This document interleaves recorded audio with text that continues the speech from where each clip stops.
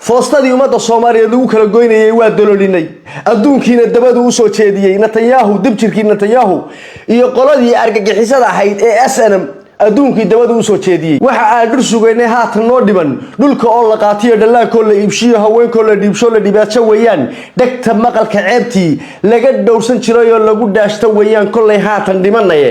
Soomaaliy Xasan Sheekh Maxamuud madaxweynaha ummadda Soomaaliyeed oo dardaaran gobonnimo iyo midnimo iyo raganimo leh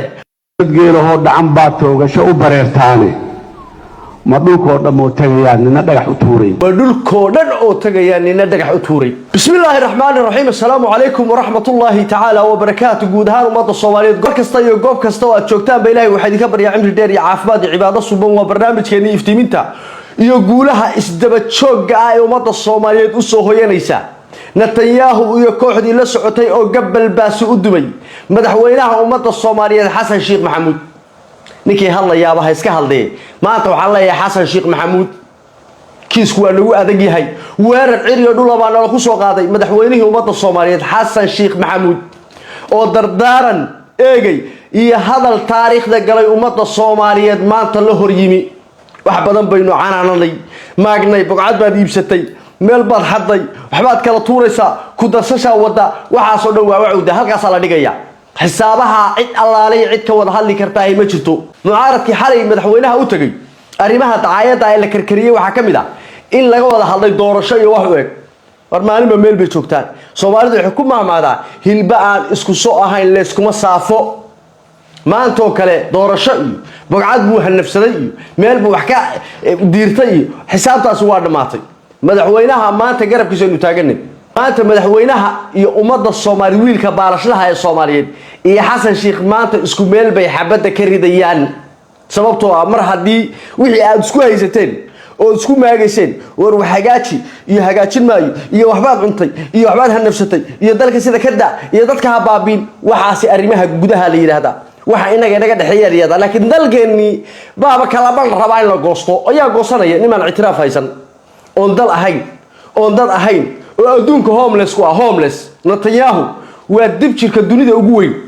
isaga iyo aabihii iyo walaalihii iyo asalkiisa meeshu ka yimi homeless ilaahay intuu dunida uumay rabbi dunida ma uumay homeless buu ahaa ilaahay intuu dunida uumay homeless buu ahaa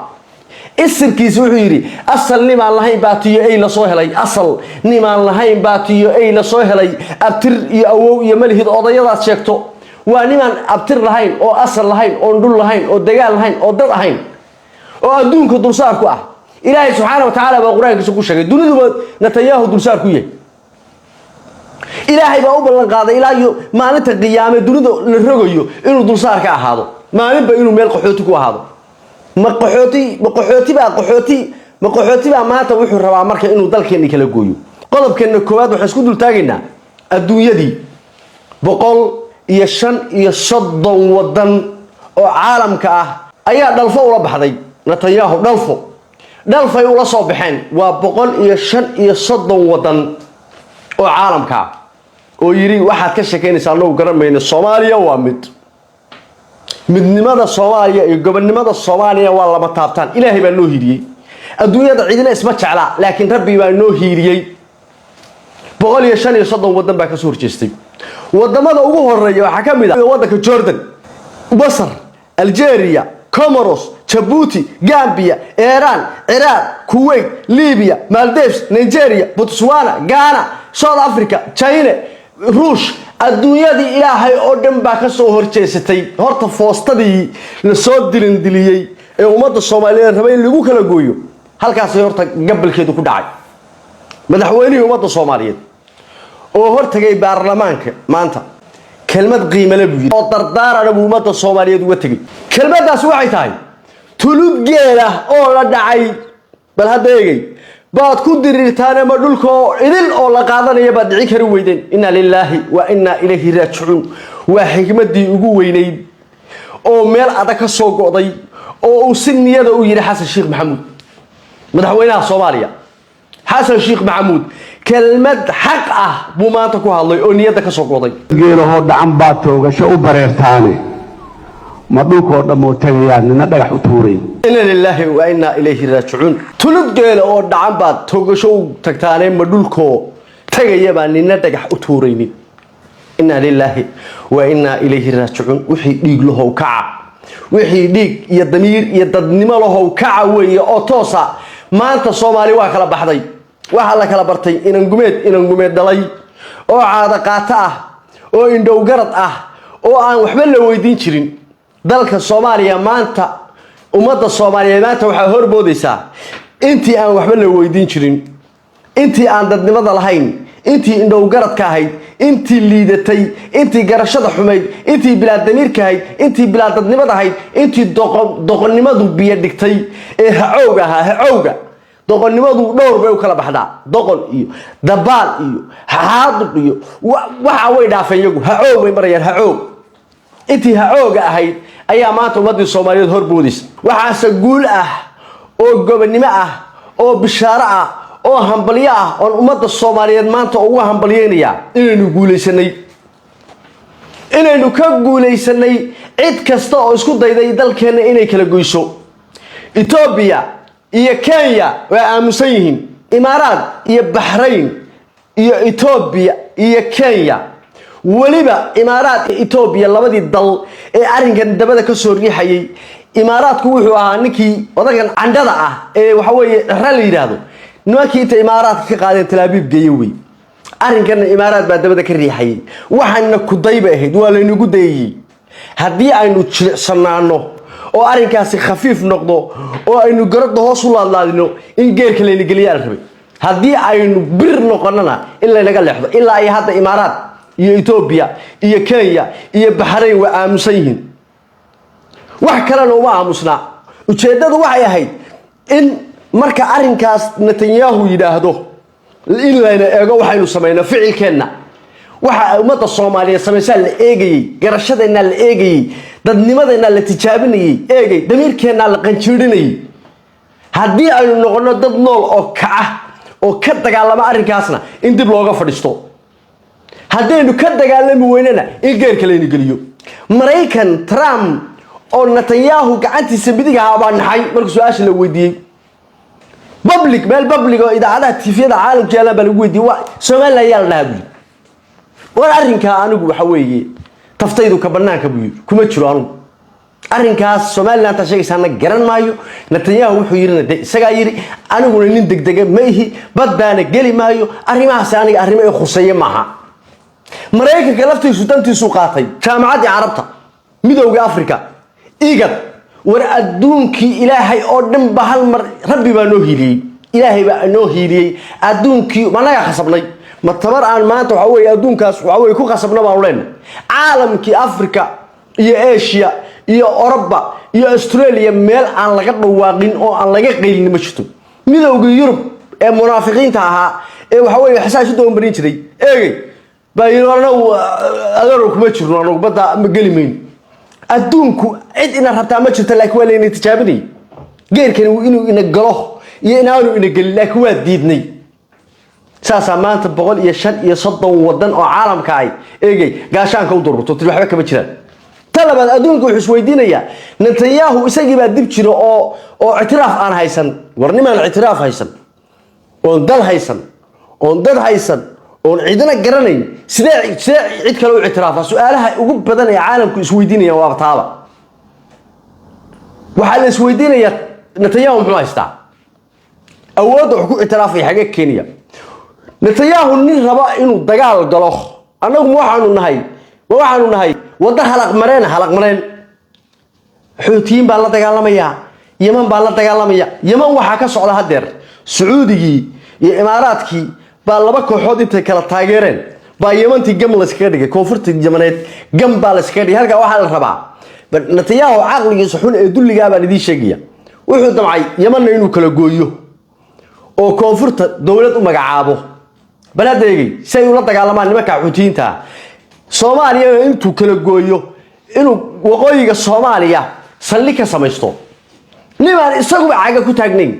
wuxuu yiri han weynaa ma hayaag baa buu eegay han weynaa ma hayaag baa maqli jiray isagii baan batamar iyo dadnimo iyo dal iyo dad toona aan haysan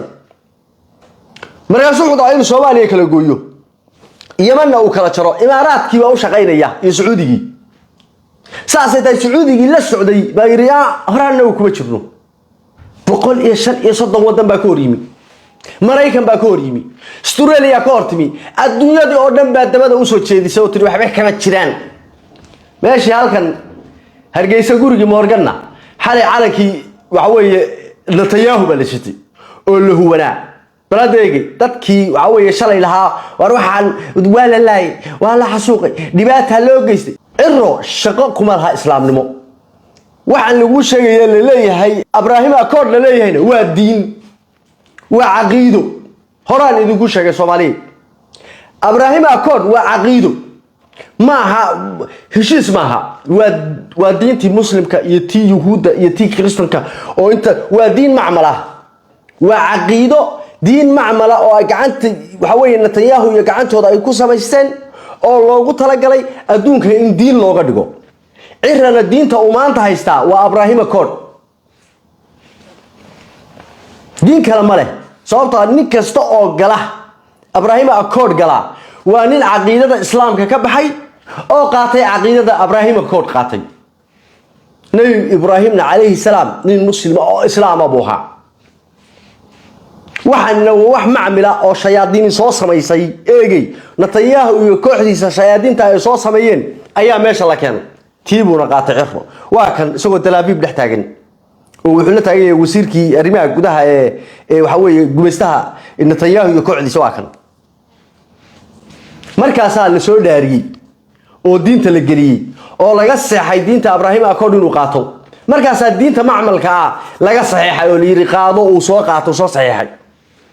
laakiin waxa fashil iyo ceeb iyo waji gabax iyo dullinimo ay ku dhacday maanta cirro iyo kuwa la midka ah ee xanuunsanaa ee ummadda Soomaaliyeed baxnaaninaysay eegi inay baxnaaninaysay sharci iyo xaq waxaan u leenahay cid kasta oo dalkeena ku soo duusha inaynu gacan biras kaga qabanno jaajuusku xukun gaar ah buu leeyahay caalamka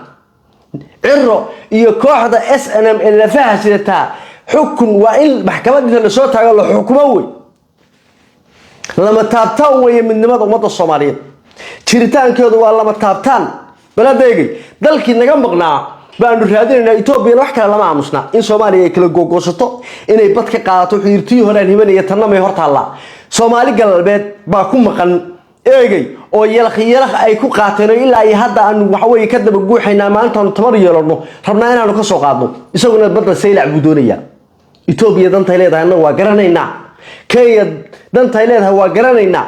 Imaaraad danta uu leeyahay waa garanayna dhuuq buuriyo dhuuq dhalay weeye Imaaraadku buuriyada Netanyahu buu dhuuqa balse kuwa Soomaalida nala sheeganaya